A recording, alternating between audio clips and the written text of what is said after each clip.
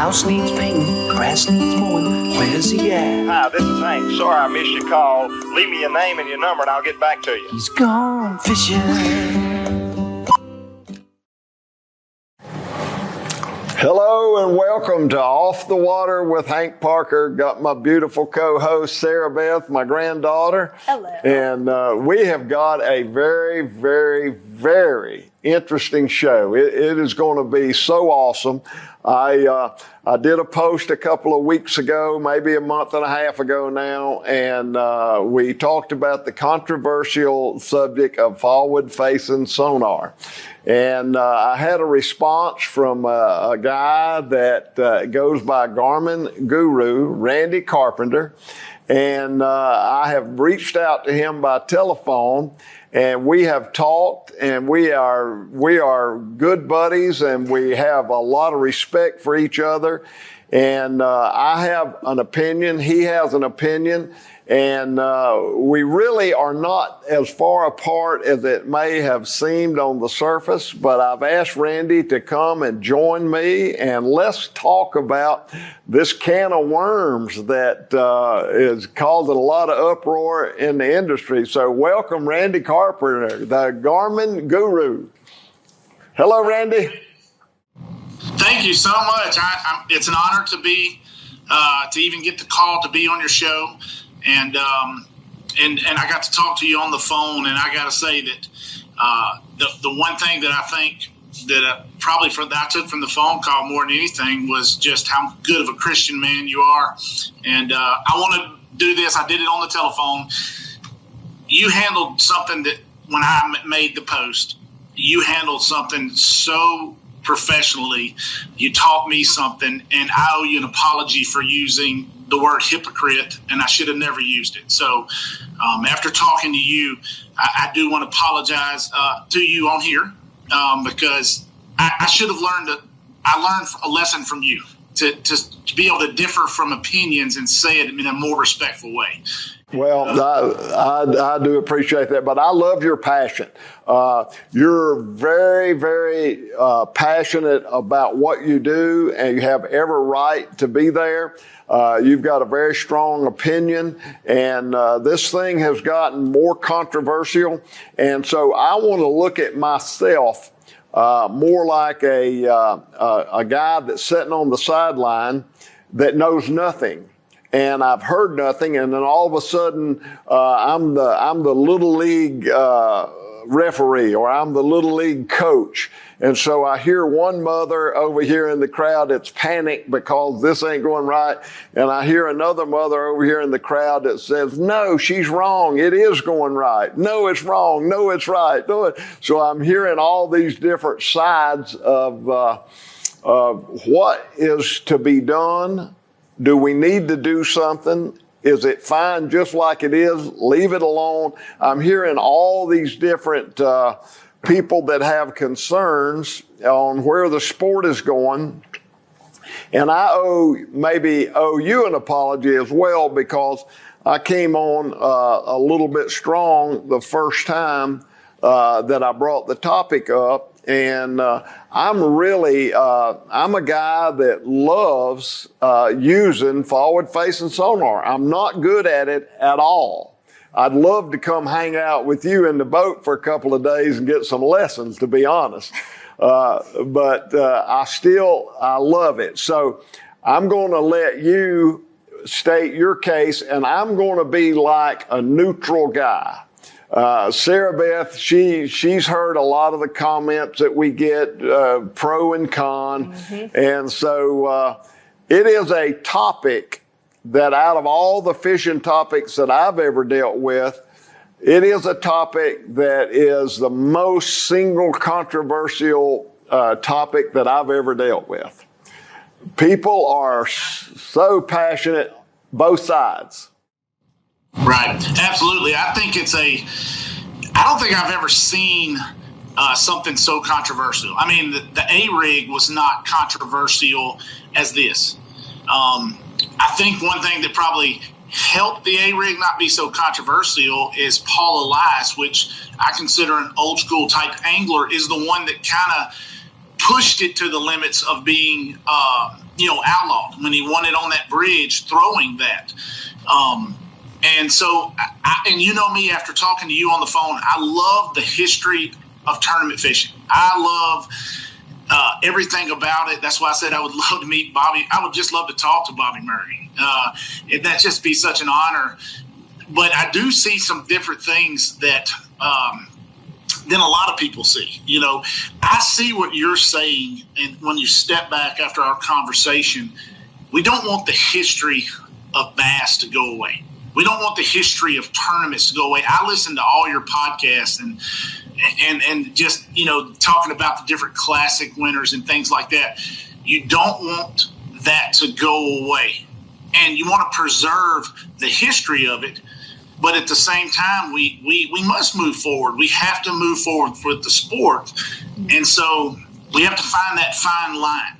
You don't want to just run out all your older anglers just because the new guys are coming and they're really good at something, but you don't want to push away the younger guys at the same time. So like what you said, how do we sit down and how do you say, okay, let's find that fine line.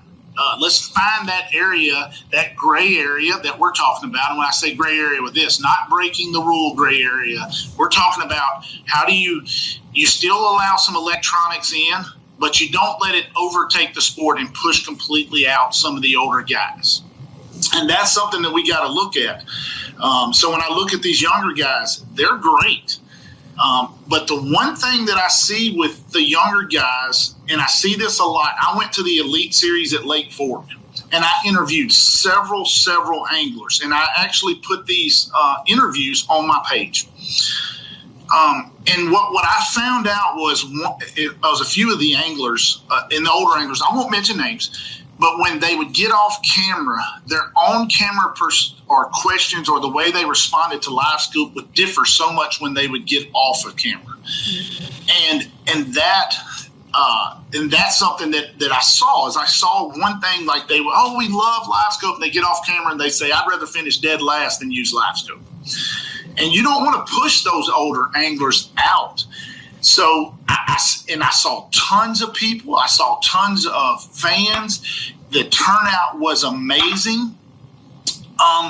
But what I saw in that tournament is something that I got to say something. For years and years and years, we have followed patterns. That's what you talk about with the summer pattern. I watched that the other day talking about adapting and learning. And you said, man, I wasn't very good at summer patterns. So I spent from daylight to noon one week and noon to dark the other week learning how to do that.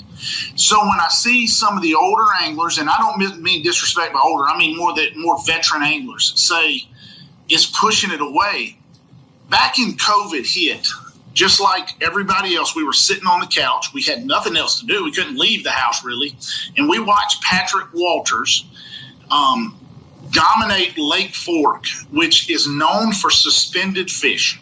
They're the hardest fish in the world to catch. And I remember Davey Height very well saying, please let me let this, the cat out of this bag. And Patrick Walters was begging him. So that was 3 or 4 years ago.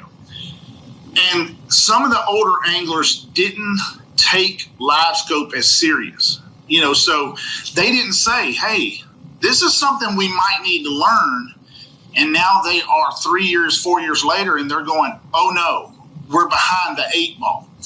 And so they didn't adapt. Like you said, they could have went out there in the summertime and learned how to use this live scope and then put it with their intricate knowledge that they already have, and they possibly could have been unbeatable.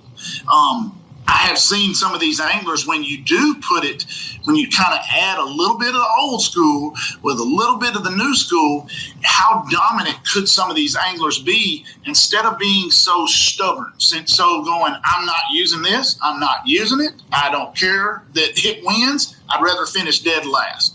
And so when I see that, I see stubbornness instead of seeing someone, and I'm referencing you in this, talking about summer fishing. You could have been stubborn and said, I'm throwing spinnerbait all day, every day in shallow water. But you went, I'm getting beat. I got to learn how to do this. And then when that spinnerbait bite or that jig bite or whatever frog bite comes into play, kind of like it did in the major league heavy hitters, hey, you're a little bit of both, because Jordan Lee won this major with a frog. He just won this heavy hitters, and he didn't even turn his electronics on. There was a few times I saw he had his covers on. So I think instead of saying, hey, we got to outlaw something just because we're getting beat by it, I don't think that's the proper way to go. I just don't think you should do that. Now, like you said, does it kind of get out of hand when you look and see $50,000 worth of equipment on bass boats? Yeah, I do see where that gets out of hand, because everybody else wants it. Everybody's got to have $50,000. Now, do you think that's going to make electronic equipment? Heck no. Garmin and Lowrance and Humminbird are eating this up. That's their job. That's their what they do. So when they're not going to stop, and so we do have to find that fine line. We can't outlaw it, because you need Garmin, Lowrance, and Humminbird's money to make these tours work. But I think there's going to be a difference in what I suggest, and something that I may suggest is take some, you got to really think about the scheduling. Instead of just getting in there and saying Northern swing, Florida swing, Texas swing, maybe you switch this up and get away from, put something like Florida. We went there at a different time this year, or they went there at a different time. If Major League heavy hitters went there, Livescope or Forward Facing Sonar didn't play. You see who won. Kevin Van Dam was out there throwing a chatterbait over grass that was 1 foot below the surface, and he won $100,000 in his last tournament. Yes, you can use forward facing in that, but that was some skill. That was that old school, what we call the old school, just knowledge, fan casting, doing his thing. Jordan Lee doing his thing. So where do we find that fine line? And that's something that what do? You got to get in a room and start talking about those things. I'm very passionate about it. I love it. And if you raise your hand, interrupt me, because I'll go for days. But I love it. But I don't think we should say, a guy that uses forward facing, he can't catch it any other way. Let me tell you something. The guys that come through these open tournaments, there's 225 anglers, not to mention there's 400 or 500 boats on tournament. These guys are pretty good. They're pretty skilled. And forward facing doesn't guarantee you're going to win when 225 other anglers have it. So I think it's disrespectful, but I also think it would be disrespectful to say Dee Brower couldn't catch it if you took the jig out of his hand. I think that's disrespectful. Everybody has their time, their season, and their predominant method in which they catch. I mean, Tim Van Dam is the king of crankbaits and jerkbaits. And although he did win a classic in New Orleans flipping something, he's not when it comes to punch-in mats or stuff like that, he doesn't weigh in those tournaments. Do we say he's not the greatest? Absolutely not. So I don't think we should discount it. And that's one of my biggest deals. Don't discount a pro and say he can't catch them if he doesn't have electronics. I've said all along and everybody speculates, and everybody's got a viewpoint. But to say that these kids that are dominating with forward-facing sonar could not catch them any other way is completely unfair and not accurate, in my opinion. And of course, it is only my opinion. These kids are mind-boggling. Their ability to catch these big fish, to read that scope, and it's not just because you see them. It's not a slam dunk that you're going to catch them. They get the right head, the right tail, the right fade, the right drift. There is so much involved from a technical aspect to get them to bite. 2 years ago, the kids from Canada that won with a technique called sweeping, I never even heard of that. It was way above my pay grade. Yeah. And this kid figured out how he could, those fish that were hiding close to the bottom out of that current, he figured out a way he could drag a bait, make them show themselves, and then he could catch them. That's brilliant. That is absolutely brilliant. And it's a lot of technique that goes in into being able to catch them once you see them. Figuring out the right bait. The kid that won the Classic this year, he figured out the right way to make the presentation. They didn't just jump on anything you threw out there. You had to do it correctly, and you had to read it. The kid that won at Gunnersville that was dealing with the wind and the Classic, and to get the right bait to fall at the right speed to get them to bite it. Man, that is some high-tech, really smart fishing. So to say that these kids couldn't do it, the same guys, you take a forward-facing sonar away from them, and they're going to figure out how to catch them. There's no doubt in my mind. What's rocking the world is it is fairly new technology, less than 10 years old, and where it's going to go, and people are reacting to that. Now, I'm going to go back with you and say, hey guys, if you want to be a professional angler and be the best that there is, then you're going to have to step it up, and you're going to have to learn all the new methods. There may be something different than forward-facing sonar down the road. Technology and advancement is not going to stop. The people now, the athletes that play pro ball, they're better athletes than they've ever been before. Physically, they're stronger, they're faster, there's more gyms, there's more equipment to help you work on your physique and to get better and to hone your skills. And you're going to have to pick it up if you're going to be competitive. So I don't disagree with that, and that's a very valid point. On the other hand, you got people saying, look, I know that the Lake Point tournament was well viewed, but for the most part, forward-facing sonar, watching a guy do that is not very much fun. Now that they figured out how to incorporate that screen and split the screen and show what the angler's looking at, to me, at least to me, now, a lot of people don't agree with me, that makes it fun for me. Some people say, no, I don't want to see that. I want to see a guy skipping under a boat dock or whatever. Right. All of that is a part of entertainment in television. And if we have to adjust to make that work, then that's a whole different equation. But we're talking about being fair and setting the stage for the future of the sport. I see myself, my opinion, I see danger as this thing goes much further as we develop more and more technology. I can see it becoming a threat to all the other methods of catching fish, period. So I'm not agreeing or disagreeing that I may be overreacting. I don't know, but I'm listening to all the rumbling in the background and the concerns that people have about where the sport is going. And so I'm saying, okay, hold on, time out. Let's get some people that respect one another, people like yourself that care about the sport. You talk about the history of the sport, and in just 10 minutes in our conversation, talking about your little girl, what your dreams are in life and what you like. I know you care about the future of the sport. I know you want your children to have the opportunity to have a great fishery and have an opportunity to do what they want to do on the lake in their future. So there's no doubt in my mind, from what I know of you, that you care about the sport. So we got to get all these people that really care and that respect one another, and let's sit down and let's figure out a method that is fair and set some rules that are fair. And those rules may need to be altered from time to time, and you may need to adapt to something different. But I don't like the idea of people saying, okay, let's have a league that has forward-facing sonar, and let's have a league that does not. Mm-hmm. I don't like that, because then you'll never know who the world's champion is. You'll never know. And it's got to be fair.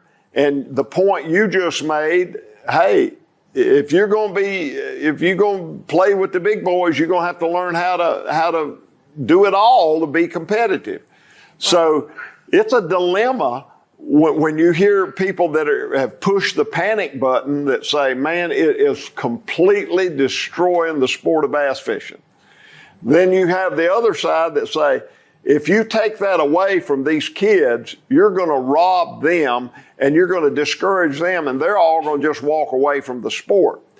I don't know the answer. I know we've got an issue, and I think we need to figure out how to come together and resolve the issue that is fair for both sides. Right. Well, I can tell you, as you said before, I manage your media, so I see all of the comments that come through, and 90% of them say exactly what you said you don't agree with, is split the tournaments into two, have forward-facing sonar in one, and then traditional tournament fishing. But I don't agree with that either, because what you said, there's no who's the overall champion of that. And I think that poses a different question, for the future. But I think it's a completely different skill set. I don't think it's fair either to bring age into it. I mean, I feel like a lot of the older generation is threatened because they see new technology, they see new techniques that they've never seen before, and they react out of a feeling of, I don't want to say insecurity, but it is like that threatening, well, wait a minute, this isn't what I know how to do. But I mean, I'm 20 years old, and I looked at the forward-facing sonar stuff, and it about boggled my mind. First time ever used it, we were on Lake Wiley not that long ago, and we could just see the school of perch.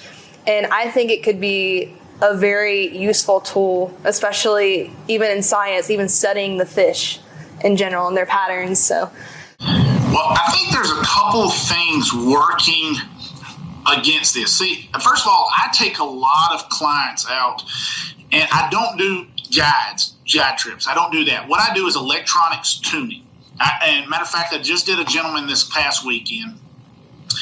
And once I showed him what the capabilities were of it, it was like, and it was an older man, he's about 70 years old. His eyes lit up, and he was like, this is the most fun I've had fishing in 30 years.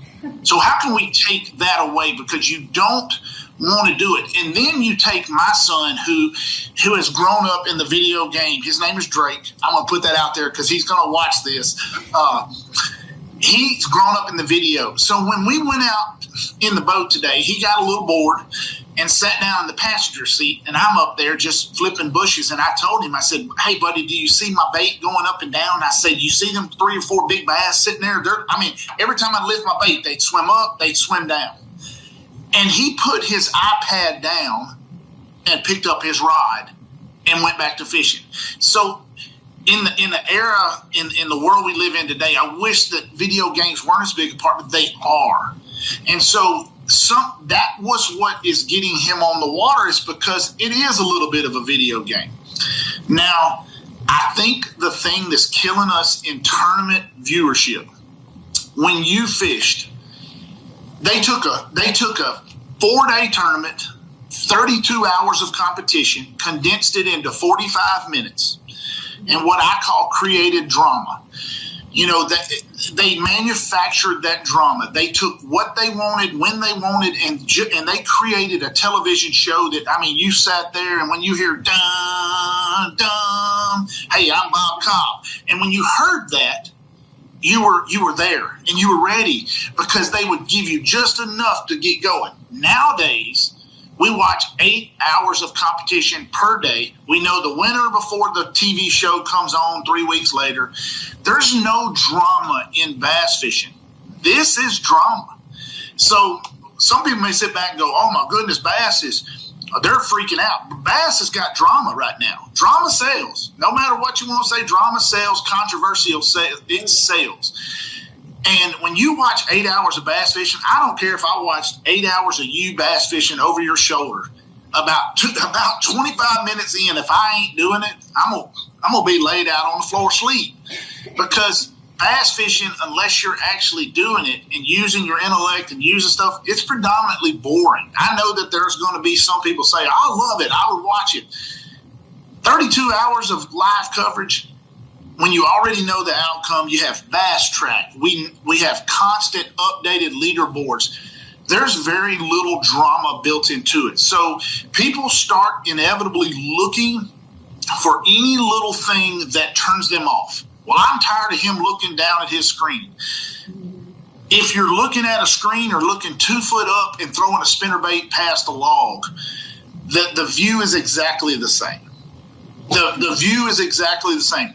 Trust me, I have showed videos I've actually taken 2 pictures, one of Ben Milliken, who many consider one of the best forward-facing, and Greg Hackney, one of the better older school guys, flipping a jig, that crankbait, and took pictures of both of them fishing.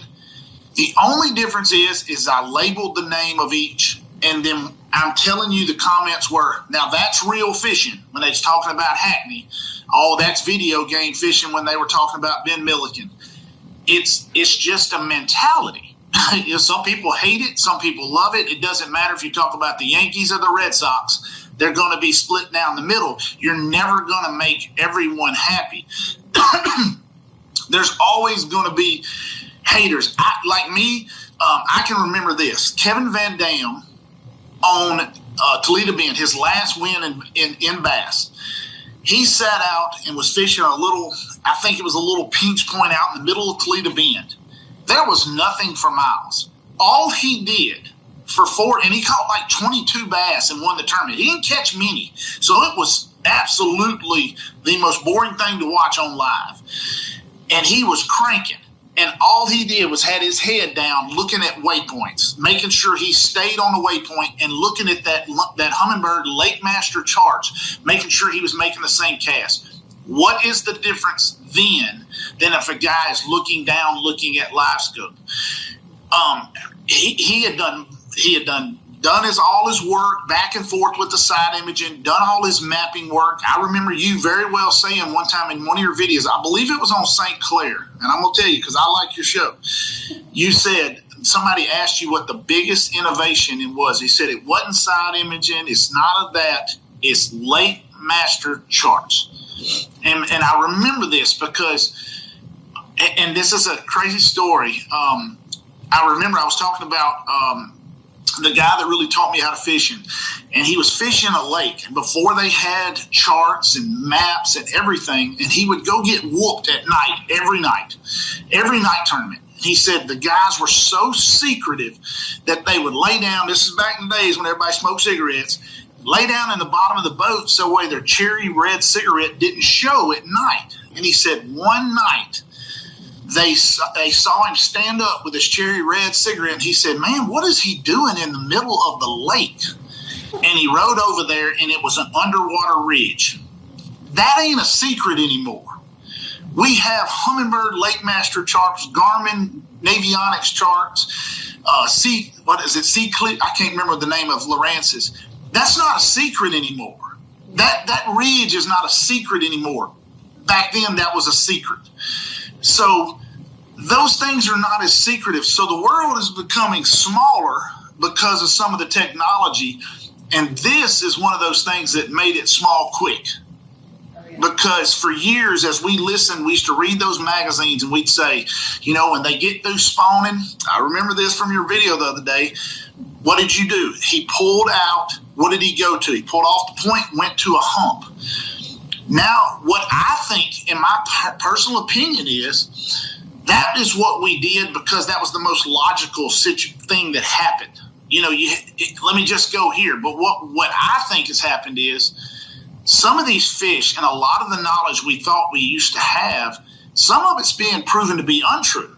Big bass, like big bucks, they just roam around in open water. I mean, how many times have you been hunting a trail? And I know I see all them big bucks in the background, and you're looking at that trail, big doe, big doe, big doe, and you turn around and that big buck's 30 yards behind you. He don't follow the same paths and routes that all these other fish. So there may have been a herd of does and small bucks over here, but that big buck, he goes over here. And so some of these younger guys are saying, wait a minute, everybody's fishing over there. I can't fish there, so why don't I take my live scope and look out here? Oh, goodness, there's an 8-pounder. So that's what Trey McKinney did on Lake Fork, is he went against the grain a little bit where John Cox was up shallow water because they should have been there. Water temperature said they should have been there. Lee Livesey, the best Lake Fork fisherman in the Elite Series, they fished history McKinney said, I want to fish something a little different, because if I fish history, I'm going to be fishing in Lee's boat, and I'm going to be fishing in John Cox's boat. I got to do something different. And so he went out in that deeper water and found those big ones just kind of, slanking around out there. So it's a little bit of new knowledge plus a little bit of old knowledge. And then he used what we've always learned. It was a warming trend as the tournament was going. And if you'll watch, he started way out. And by that last day, he was fishing boat docks, fishing stumps. You could see it with those aerial shots. And so when you see that, he was using his brain and the knowledge he has gained that those fish are moving. And so he went from out to in. And some of the guys that were fishing just water temperature, that type of stuff, they started in. And by the time they realized, okay, the fish are coming to me, it was too late. They were behind the 8 ball. So it's not, I think there's a trend changing. There's people, we're learning more about the bass. And that may be something that LiveScope is opening is, hey, the knowledge is a little bit different, and maybe we're not guessing as much as we used to guess. Well, the one thing that I think I realized many, many, many years ago, as you say, the fish leave that spawning ground and they make that transition to the outside of the point of the hump. A lot of those big fish don't go there. A lot of those big bass don't congregate up with those 3 and 4 pounders, because those 3 and 4 pounders are a lot more energetic and they got a lot more speed, and they can run down the bait that a big 8, 9, 10 pound bass, he's not in their league. So he kind of goes off by himself or herself, and they get in their little ambush position where they're not competitive with these 3 pounders and these schooling fish. So I've known forever. But the answer to the equation now with forward facing sonar is when there is no ambush point, when a bass is just suspended in 40 foot of water and he's 15, 18, 20 foot deep, it's almost impossible to catch him old school because he doesn't stay there very long, and you can't make a presentation, and you don't know what his reaction is. Now you're realizing for the first time for a lot of people, these big bass are never really getting fished for very much. They're out there suspended, and they're not playing the game of getting up there and getting hammered. They already been caught 15 times by the time they weigh 7 or 8 pounds. So now they're moving out, and they're out suspended, and they're looking for easy prey, and they're not wanting to be competitive. So with forward facing sonar, you can hone in on them. And I've got a little device called target lock. I can lock in on him. I got him. And now all I got to do is figure out the right color, the right shape, the right size, and the right presentation, because I know he's right there and I can follow him. So you have the opportunity to effectively fish for suspended bass for the first time ever, because you couldn't, in my era, you could jig a spoon, you could do some fade baits, and you could catch a fish occasionally. But to be able to target and catch a fish was the exception. And now with forward-facing sonar, it's the rule. You can catch a suspended fish that I couldn't catch 20 years ago, 10 years ago. And the reason I brought that up and was saying that is, that's a change that these young anglers have made. And the older, more veteran anglers aren't making those type adjustments to their fishing ability. And I got to say this, a lot of times when I go fishing now, I go out and it's a lot more fun. It's kind of like targeting trophy bucks. I used to go and try to kill everything that walked because I love to draw the bow back, But then I start targeting these trophy bass, and I find that, hey, I don't catch as many, but man, they're so much bigger, and they're just out in the middle. But I will say one thing. I think fishing as a whole has changed. I mean, if you remember back in the day, and I had one of these, the undulator. Don't think that I don't know what that Hank Parker undulator was. Hey, look, it's a buzz bait. It's a spinner bait. I remember that I got one of those when I was 10 years old for Christmas. I thought that was the most awesome thing. I don't think I ever caught a fish on it. I'm upset. I'm upset. But those baits like a mud bug or a hellbender, those baits used to catch. You couldn't catch. I'm convinced you could not catch them on a hellbender if you throwed it through the middle of a schooling bass right now. What has changed? So fishing as a whole is changing. It's not just young anglers coming. I think fishing as a whole has changed. I'm a huge night fisherman. You're not gonna believe this, but I remember you tried to do a night fishing show one time, and it was tragic. It was tragic. Yeah, I told you I was a fan of yours. I was a fan of your show. I love your show. And you tried to do a night fishing show, and your producer said this is never going to work, and it was tragic. There was no green lights back in the day. But you remember this. You would go down the bank throwing a black spinnerbait with a big Colorado blade, or you throw a worm or jig. When I go night fishing now, those baits do not produce for me anymore. What has changed? They're still up there shallow. They're still in the areas that they'll still go, but those baits don't produce for me the same way that they did back in the day. I haven't caught a fish on a black spinnerbait, and I go to Lake Fork at least once a month for 2 or 3 nights.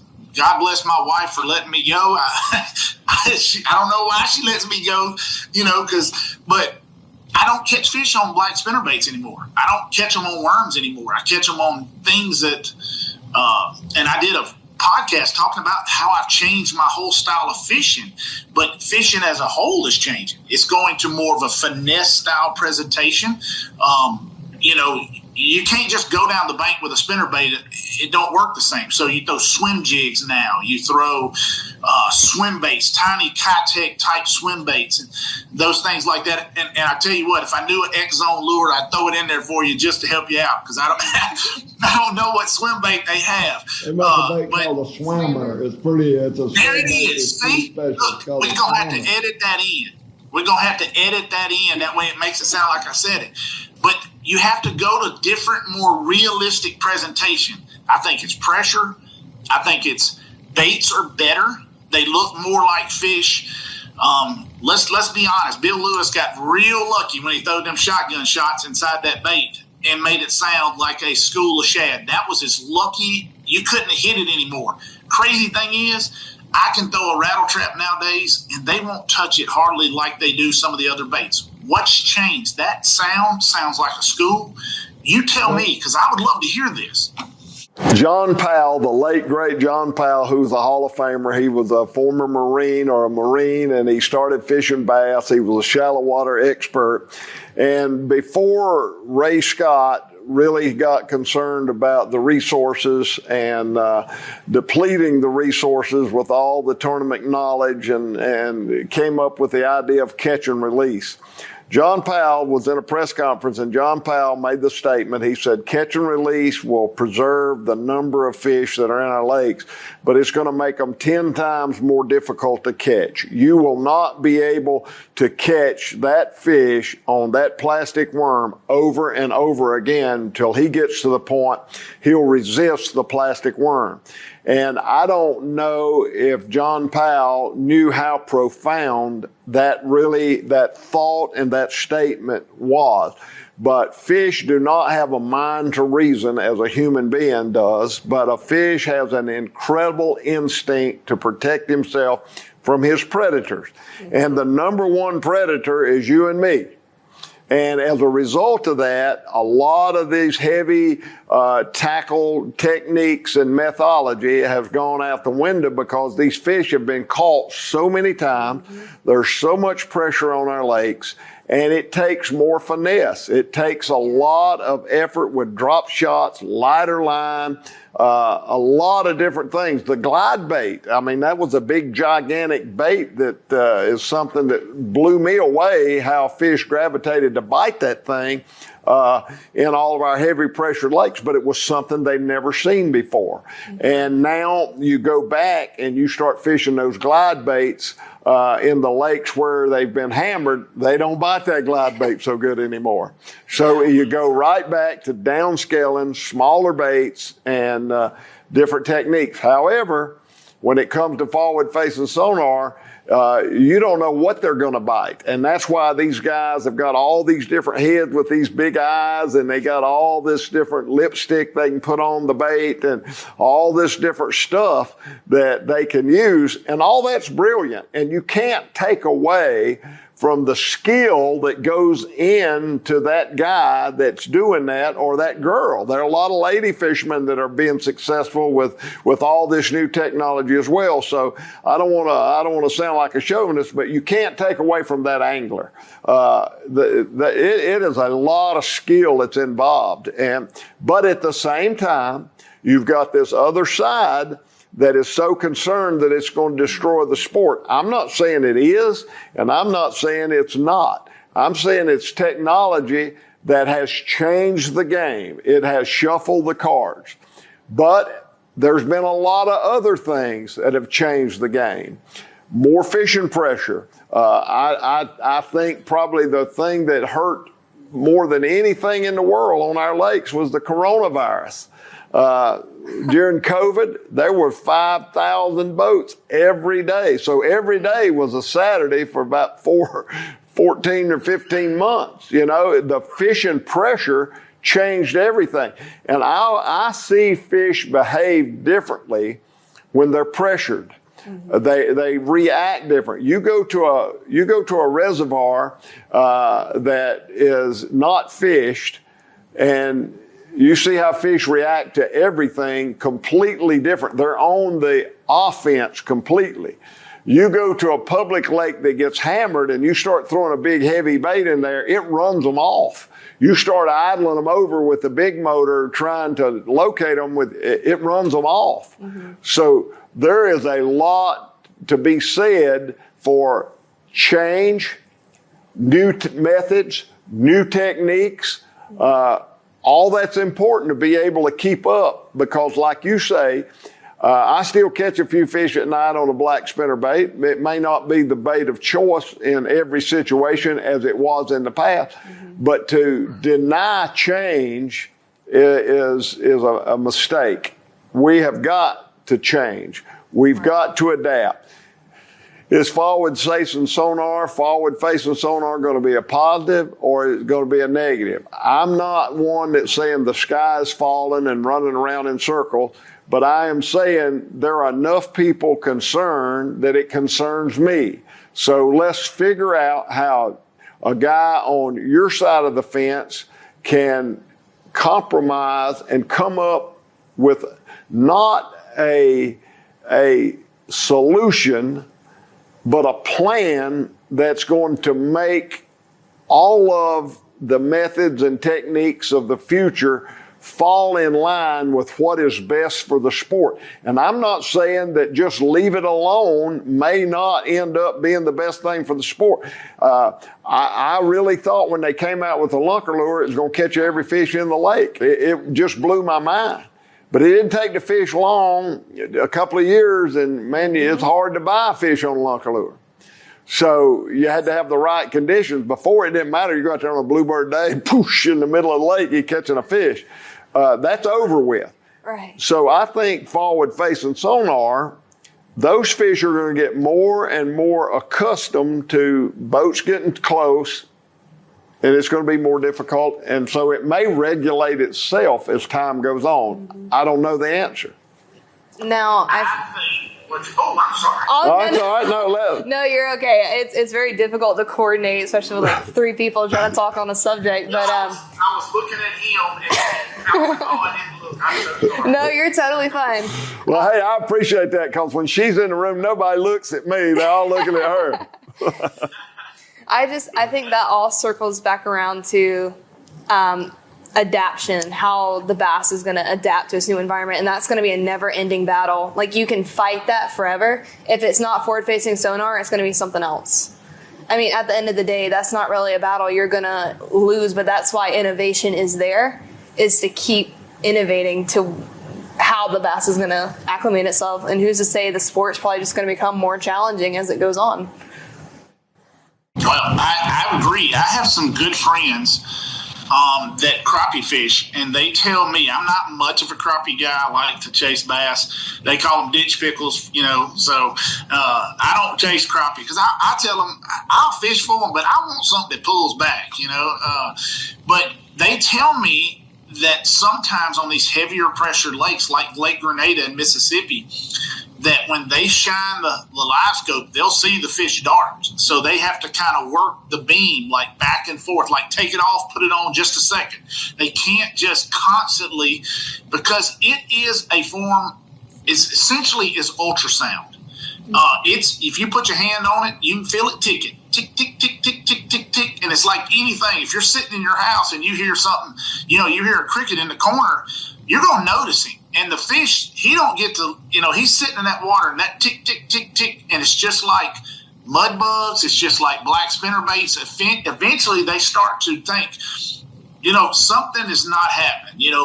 This school had 100 of us earlier, and now there's 9 left. Where'd they go? They start to equate. I don't know if they put it through their brain that the ticking is the fish, but they got to be getting somewhat, just like, a black curly tail, old curly tail worm, old single curly tail worm, you could catch them back in the day. Even at mine, I haven't been fishing as long as you could do that. You cannot, I guarantee you, if you find somebody catch one, it may be a farm pond, but even the fish that are young, there's something that has changed in them. So they'll you're going to have to start figuring out ways to catch them, maybe using live scope to scout. And I've heard several pro anglers talk about they use it to scout, then they turn that thing off. They don't have to see them. Then it becomes nothing but a tool. But so it's not just, I think, like you said, I think it's going to sort itself out through the, things will start to roll to where, okay, they're a little bit shy of this live scope. So instead of overreacting and eliminating everything, I think there's a few things we can do. I think we can choose some different fisheries of water. We always go to Sam Rayburn, Toledo Bend. Why not go to more like Sandy Cooper lakes or more like the Kissimmee, Lake Kissimmee, that's got those swampies, that swamp type areas that bring it in, the Sabine River, that bring in things that you're not using a live scope at the Sabine River. You're going up a swamp. I guess somebody will figure it out, but people figure out everything. These guys are good. So maybe the guys that make these tournaments need to sit down and really, really think, how can I put 9 tournaments in? There are thousands of lakes. How can I allow a little bit of northern angler guys, a little bit of spawn guys, and a little bit of these swamp fishermen? Let's pick them all, and then let's see how bad these boys are. They've gravitated toward lakes where it's huge water, deep water, and of course that's going to bring in your forward-facing guys. But as soon as you went to that swamp, like MLF did this last weekend, hey, Jordan Lee's throwing a frog with some jigs as jig rattles as legs. Come on, you can't get much more old school type mentality and thinking of that. He sat down in his hotel room and made a frog. And so that is something that maybe schedule makers need to come up with, and then you'll weed them out, and then that cream is always going to rise to the top. Those greats, man, they're great. They're great. You can't just, if somebody's good, they're good, It's just like the old Tuesday night tournaments. The same guys win, on Tuesday night. They're good. You can follow them around to their spots, and you can't, what's the old saying? You can't fish another man's pattern, right? And that's true. So I think that, maybe the tournament schedules, the schedule makers, Hank Weldon has got to sit down and start thinking, how do I make everybody happy? A little bit of this, a little bit of that. And then me and you talked about a great tournament idea. I'm still waiting on Hank to come back to me where we can really discuss it further, of ways to integrate some of the older anglers into the mix and bring back some of these classic champions and to bring back a mega buck style tournament. And I think it would be an awesome idea, because I would love to see Hank Parker fish one more day, throw a little old spinner bug up in the bank there and drop it down in some of them holes. And what was that? St. James River? It was right there, James River. Wasn't that what you were doing? That's kind of what I was doing, yeah. But, there's an old cliche that says you don't want to throw the baby out with the water. So everybody is trying to react to where we are, and we don't want to throw the baby out with the water. We need to stop and evaluate and see where this thing is going and figure out. You make some very, very, very valid points that are something to really consider and look at where we're going. You can't stop technology.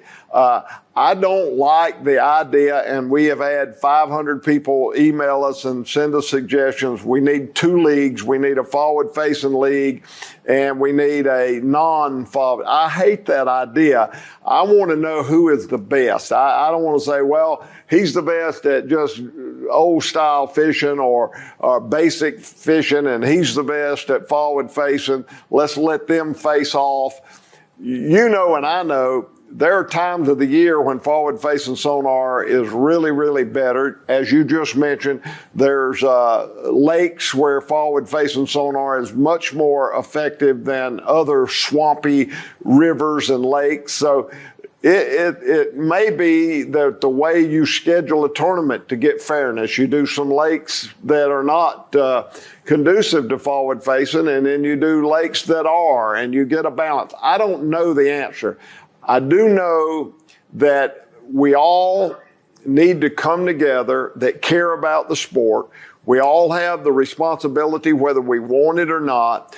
We all have the responsibility of policing the sport to the best of our ability and leaving it the better than we found it. When I got involved, it has grown, it has prospered, it is bigger, it is better. I don't want to see it go in the other direction, so I've taken on the responsibility that I want to be a contributor. I don't want to be a taker. I want to give, and I want to give back, and I want to make sure that your little girl and my grandkids all have the opportunity to fish and enjoy fishing as I have known it. And technology is here. There's got to be a way that we can figure this thing out. And when conscientious people that respect one another will come together and say, okay, I agree, this could be a problem. I agree, this is a problem. I disagree, there is no problem here. I think in all fairness, we've got to go this direction. And that is what a democratic society is. And I'm going to tell you, where we are in this country, I don't refer to the Democratic Party when I say a democratic society. Where we are in this country, and the reason we're in the mess we're in, is so many people are not servants of the people. When you're elected to the United States Senate, you serve the people. When you're the President of the United States, you serve the people. You don't do things of self-interest, and you don't put yourself above the people. And we got to have guys that will come together and not be like our Congress and our president. We got to have people that will come together and say, hey, I am not going to push for my agenda. I'm going to push to figure out what is best for the future of our sport. Mm-hmm. And I sent you a message the other day, and because after talking about this, and I haven't put it on my page yet, but I'm going to do a special video because you are very involved with high school fishing. I mean, it's something that's kind of a passion to you. And I remember you said it maybe a couple videos ago. You said you would like to see your grandchildren kind of see at how you react in a Christian way to a stressful environment. And that made me think a lot. And I was like, I need to learn to help some of these high schooler anglers and high school anglers also. So I've got the link from you.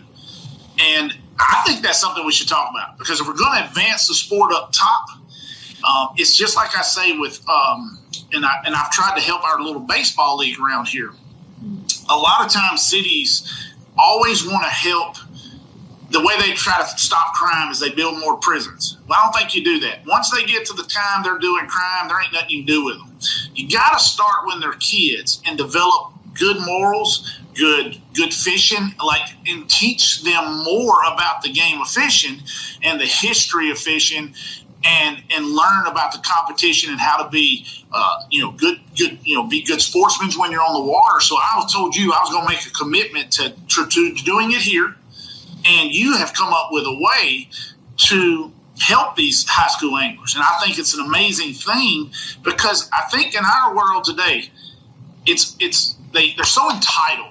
You know, like we were talking about something. People want a sponsorship. No, you don't. You want a handout. Mm-hmm. You don't want to go out and earn things for yourself. You know, you don't want to. They want to go to the Napa and get the Napa to give them $500. Look, let me tell you something. The high school bass kid is not selling $500 worth of Napa Gold air filters down there. Nobody cares what he's got on the side of his boat. So he needs to learn to see the value of, when I sell something, then I can see a return. So you know what? I'll sell some more of these and see a return. Instead of saying, Napa, give me $500, you know, Bobby Joe's lawn service, because you're not selling a product. What makes Hank Parker good is because when they look at Hank Parker and you talk about X-Zone lures, I saw you talk about it, but you didn't dog the product that you had been using for years. You didn't do that. That's a professional. That's somebody that's trustworthy. You see the guy, and he got Napa one year and AutoZone the next. Well, which one is it? Napa, AutoZone, because that's the first person that give you $500. But if you go out and sell a shirt that you're wearing, a pair of sunglasses that you have on that you're wearing, you know, don't have Costa on and try to sell, you know, solar bats. Well, then I'm not going to believe you. But if you see these guys and they start to learn the value of marketing, learn the value of selling, and then seeing a return, then they'll say, you know what, I can do this, and then I'm helping my team. Like you said, you got 10 grandmas, grandpas, aunts, and uncles. If you can't sell 10 shirts, then you don't want it bad enough. And I told you one time, I said I wanted to go on a date. My mama said, I ain't got no money. There's a lawnmower and a weed eater. And I went and mowed 5 yards, $10 a yard back in the day. Don't laugh. Now you can get it for $50. But back then I had a push mower, a Murray lawnmower, and some of the highest grass you ever seen in the neighborhood. $10 and a weed eater. And I pushed that thing around the neighborhood, and I made $50. And I went on a date, but I really wanted to go on a date. So these guys want live scope, instead of saying, well, he's winning every tournament, but because he has live scope, sacrifice you some weekends, sell some sweatshirts, sell some solar bats, mow some yards. It's called sacrifice. Instead of saying, Daddy, I want a new live scope, go buy your own. Go put your own things and put your own hard work into it. And that's where we've gone from, you know, working for things to an entitled type society. And that is what's happening. Well, that's my generation's fault. We all wanted our kids to have it better than we've got it. And we pampered them and we made it easy. And now we're paying a price for that, because all of these kids, and I say all, there are a lot of kids that don't feel this way, but there are an awful lot that do. They feel entitled and they're not going to work for it. They want it handed to them. So when I went to Danny Bennett and I said, we need to get a program that these kids can earn a significant amount of money, and he told me he was willing to give up 30% of all the profit to help them. I said, I'm in. Let's make it happen. And so now this program is in place with Huckleberry Apparel. If these kids want it, it's there for them. If this thing fails and it doesn't work, I can honestly sit back and say, look, I put my heart and soul in it. I did all I can do. If they're not willing to get up and get off the couch and put the potato chips down and put the cell phone down long enough to see grandma or the next door neighbor and sell a t-shirt or a hat, then I can't help you. I can't give every team money. I don't have that money to give. So I'm giving them an opportunity through this Huckleberry program. We're giving them an opportunity to go out and earn enough money to support their team, and we're making it. It's awful generous of Danny Bennett to come back and say, hey, I'll give them 30% of all the profit. That's a big deal. So that's where we are. But let me tell you, the bad thing about a podcast is they got to cut you off after an hour. And so we've eaten our hour up. But I really appreciate your passion. Don't give up, and let's circle the wagons. I'm going to come back to you. I love your viewpoints, and we'll agree to come together and come up with a program that's fair for everybody. Yeah, and I want to say again at the very end here, thank you for having me on, but also to me, thank you for being a Christian man who's not afraid to say it in a world that nobody wants you. Don't say that. They can celebrate drinking and doing all those things. I think we should celebrate this. And my pastor said it. My pastor knows some of the people you're with your deal. Casey Johnson, I don't know if you know him, but Nolan West is the guy that does my podcast. He knows your son, Billy. And we were actually talking about all getting together and going down to his grandfather's pond when you come back in town and do a little fishing. But I just want to thank you for being a Christian man. And you have an open invitation when you come down here to come speak to our church about it, because it's very few people talk about being a Christian and do it publicly, and that's a big thing. And I'm happy to call you my friend, but I'm also happy to call you a Christian brother too. Also, that's awesome, man. I do appreciate it, and I thank you so much. And like I say, I'm gonna stay in touch. We do it by phone, maybe do another podcast together, and we'll agree to come together and come up with a fair solution. Absolutely. I'd love to get on the conversation and talk to you about some of these old lures. I know. Well, that's for another day, brother. Thank you so much, and God bless you, my buddy. All right. Yeah. Hey. It's nice to meet you. It's nice to meet you also. I didn't know if it was that Yeah.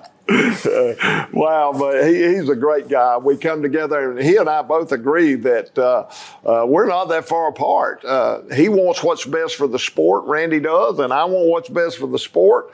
And so we got different viewpoints, and we're really not that far apart. So we appreciate everybody to joined in. Go up there and like our little podcast and push that button, and come back and see us. And every time we come on, if you like it, we appreciate that. And if you subscribe, then you're notified that we're coming on. So absolutely. And the link for Huckleberry Apparel and the high school fishing is going to be in the description. And tell them bye, Sarah Beth. Bye. See you guys next week. Hey, thanks for being with us today. God bless you. I'm Hank Parker. House needs painting, grass needs mowing. Where's he at? Hi, this is Hank. Sorry I missed your call. Leave me your name and your number. Talk to you later on. He's gone fishing.